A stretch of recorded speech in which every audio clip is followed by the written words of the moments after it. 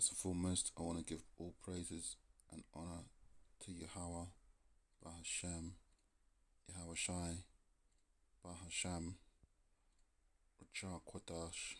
Double honors to the apostles and elders of Great Millstone. Big shout out to all you Akim faithfully following on in the spirit of sincerity and truth.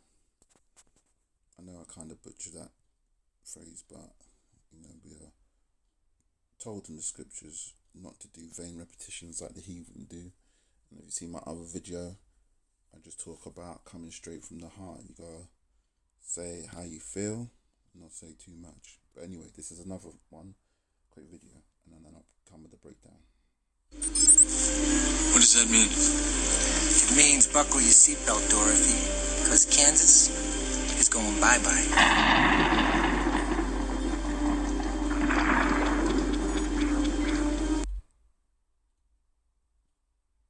Now, we know that with the current crisis in the economy, that things are going from bad to worse. But today, for the first time, US the price of oil went into negative. That means, I don't know if I can find it now. That means that I can't see it now. The price of oil has now gone into the negative. That means that they will now pay you to take the oil away. That is how bad the situation is in America. And it's not going to get any better. That's the end of it. It's not going to get any better. That is the end. This economy is not going to recover.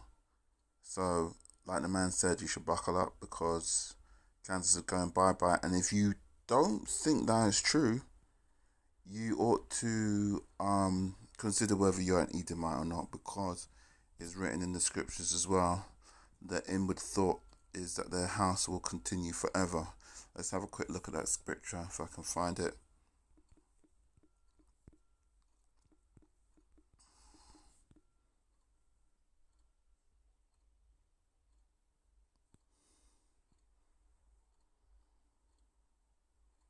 Psalms 49 and 11.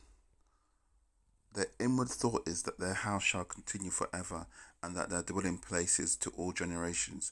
They that call their lands after their own names. Yeah, it's not going to happen. It's not going to happen. The Lord has closed time on this era. We're in the era of marred clay, as pursuant to the vision of, I think it was Daniel. We're not going back. There's no going to be after coronavirus, after lockdown, when the economy recovers. Forget it. It's going to get, from here, it's going to get worse. So, that, I think that's what we should prepare for. And if we want to talk about what to prepare for, we should look into Revelation. Revelation, which is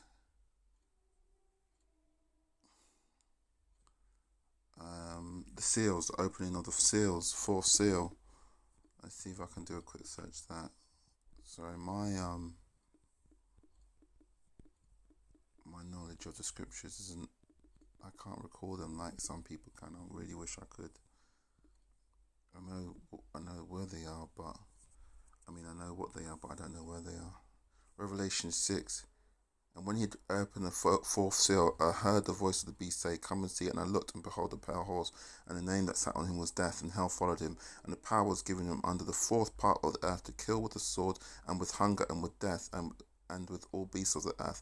And when he'd opened the fifth seal, I saw under the altar the souls of them that were slain in the word of God, and for the testimony which they held. And they cried with a loud voice, saying, "How long, O Lord, holy and true, dost thou not judge and avenge the blood of them that dwell on earth?" So the souls of the slain are crying out, And as I say, the Lord has called time. He has called time on, the Most High has called time on this era. And so, if you think that things are going to get better, they're not. They're going to get worse. But in the end, they will get better. I'm going to shut off there. Just hold strong, keep your faith, keep pushing the word.